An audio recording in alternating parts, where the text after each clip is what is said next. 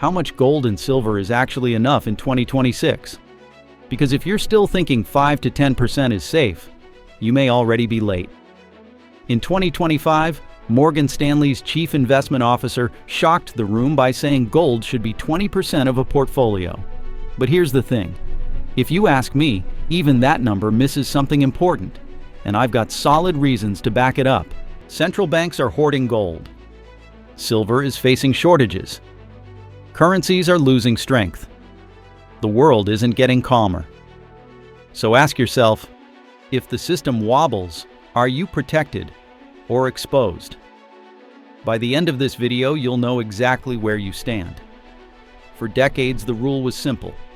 Keep 5 to 10% of your portfolio in gold, maybe 15% if you're cautious, and move on.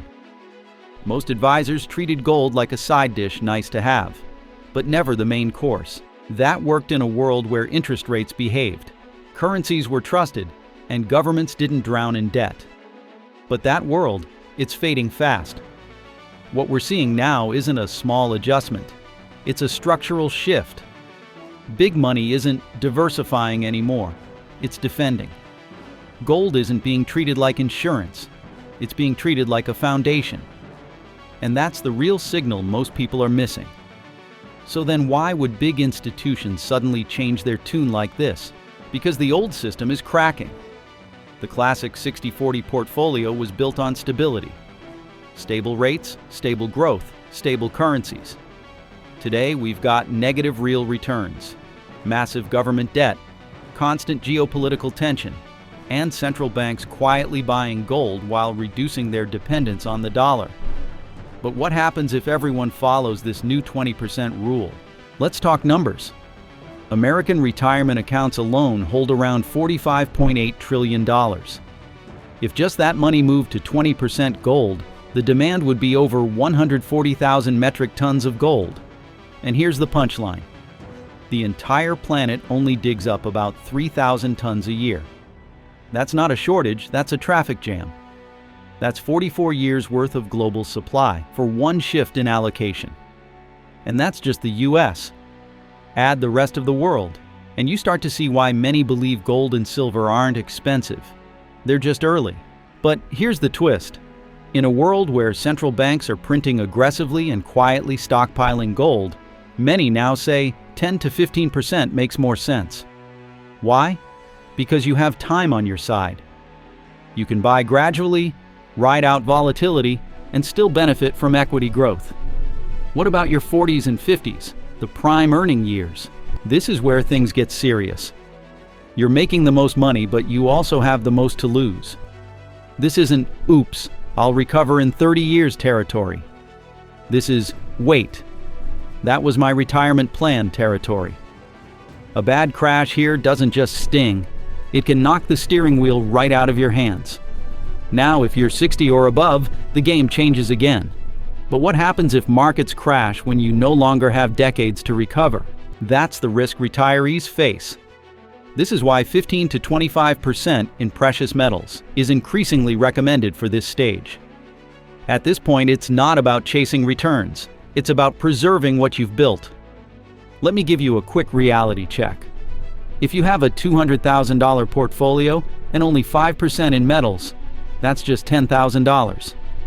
If the market drops 30%, you lose nearly $60,000. That small metal allocation barely cushions the fall. But at 20%, you've got real protection. Now comes the next big decision. Gold or silver, and how much of each? Silver ratio is around 80 to 85 to 1, which in simple terms means silver is sitting in the corner like, hello, am I invisible? Historically, it's closer to 60 to 70 to 1. That means silver is undervalued. Most experts suggest a 70-30 split favoring gold, with some pushing 60-40 to capture silver's upside. Gold gives stability and trust. Silver brings growth potential. Together, they balance each other. So, if silver has more upside, should you just load up on silver and forget gold? Tempting, right? But here's the catch. Silver has a split personality. It's both a precious metal and an industrial metal. That means when economies are booming and industries are growing, silver often outperforms gold massively. We saw that in 2025, silver jumped around 170%, while gold only did about 76%. Some analysts even believe silver could hit $85 to $95 an ounce by the end of 2026. And in extreme cases, if China tightens exports, numbers go completely crazy. But when crises hit wars, recessions, financial shocks, silver can drop hard. Gold usually doesn't. Gold stays calm when everything else is panicking. That's the difference. So if your goal is protection, gold should be the backbone. If your goal is growth, silver deserves space.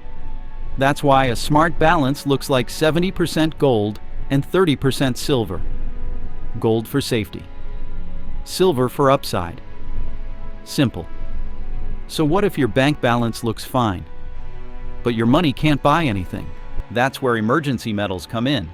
And no, this is not the get-rich-quick pile. This is the oh damn pile. The one you never want to touch, but sleep better knowing it exists.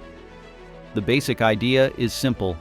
Hold 3 months of living expenses in gold or silver. So if you spend $3,000 a month, you want metals that can cover $9,000 of real purchasing power. Because if inflation spikes or systems freeze, that $9,000 in cash might mean nothing. But an ounce of gold is still an ounce of gold. Some people go further, 6 months, even 1 year. Beyond that, it becomes inefficient. You don't want all your wealth sitting idle. Protection is the goal, not paranoia. Now comes the most misunderstood decision of all. Should you buy physical gold or just ETFs and digital gold? On paper, ETFs look perfect, easy, liquid, cheap. But here's the uncomfortable truth. ETFs only work if the system works. You're trusting fund managers, custodians, banks, and clearing systems. If the very thing you're protecting against is system failure, and your gold depends on the system, you see the problem. Physical gold and silver don't need permission. They don't need servers. They don't need approvals. They just exist. And in 2026, that difference is becoming everything. So do you actually own your gold? Or do you just own a promise on paper? Because in a crisis, that difference can be everything. Physical gold and silver. Coins and bars you can hold. Come with zero counterparty risk. No bank, no app, no approval. If systems freeze, banks close, or withdrawals get limited, physical metals still work. That's why they're the only form of precious metals that truly function as emergency money. When things get messy, physical beats digital. Every single time. But of course, physical metals aren't perfect. You need to think about storage, safety, insurance, and you pay higher dealer premiums. That's the trade-off. So what's the smart middle path? Do you go all physical or all ETFs? Neither. And here's why. A practical strategy is to keep most of your precious metals in ETFs for efficiency, and a smaller portion, around 3 months of expenses, in physical gold at home or in a safe location. ETFs for portfolio protection, physical for crisis protection. 2 roles, 2 tools. And yes, gold over silver for physical storage makes sense. A small amount of gold holds huge value. Silver takes space. Lots of it. Now let's address something people dangerously underestimate. Is your home insurance actually protecting your gold? Most likely, no. Standard insurance policies barely cover precious metals, sometimes as low as $250 to $2,500 total. When gold is this expensive, that level of coverage is basically symbolic. It looks like protection on paper, but in reality it's not protection at all. To truly protect physical metals, you either need special riders on your policy or professional vault storage. And here's the surprising part. Good vaults charge around 0.06% annually. That's ridiculously cheap for full security and insurance.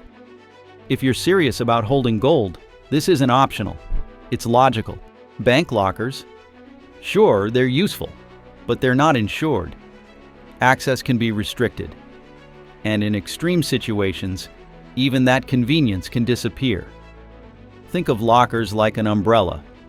Nice to have, but you don't build your entire house around it. They're a layer, not the solution. Now zoom out for a second.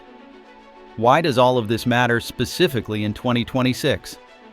Why now? Because the environment has changed. Gold isn't near all-time highs because of hype. It's there because central banks are buying aggressively. Hundreds of tons every quarter. They're reducing dollar exposure. That's not speculation. That's repositioning. Silver? It's in a supply deficit for the 6th year straight, with investment demand exploding. Which leads to the bigger question. What if the chaos isn't temporary anymore? Because that's exactly what 2026 is showing us. Geopolitical tensions, wars, power struggles, trade blocks. None of it is cooling down. At the same time, interest rates may look high, but in real terms, they're still losing to inflation. Your money is quietly shrinking. And gold? Gold thrives in this environment. This isn't a phase. This is the new normal. And precious metals are priced for that reality. So is the right amount of gold and silver the same for a 25-year-old and a 60-year-old? Of course not. And in 2026, age matters more than ever. For years, advisors treated precious metals like a fixed percentage. Apply it to everyone and call it a day. But that thinking is outdated. Today, smarter strategies adjust based on where you are in life, how much time you have, and how much risk you can realistically take. In simple terms, the younger you are, the more room you have to grow. The older you are, the more you need to protect. If you're in your 20s or 30s, traditional advice says 5 to 8% in precious metals is fine. So, are you more Team Gold or Team Silver in 2026? And if this video just saved you from a lazy financial mistake, hit that like button. But if you really want to understand why gold and silver are about to matter, you need to watch my video on what the dollar could look like in 2030. That's where the real story begins. And if you plan to be richer than your excuses, smash subscribe. Because broke future, you won't forgive you.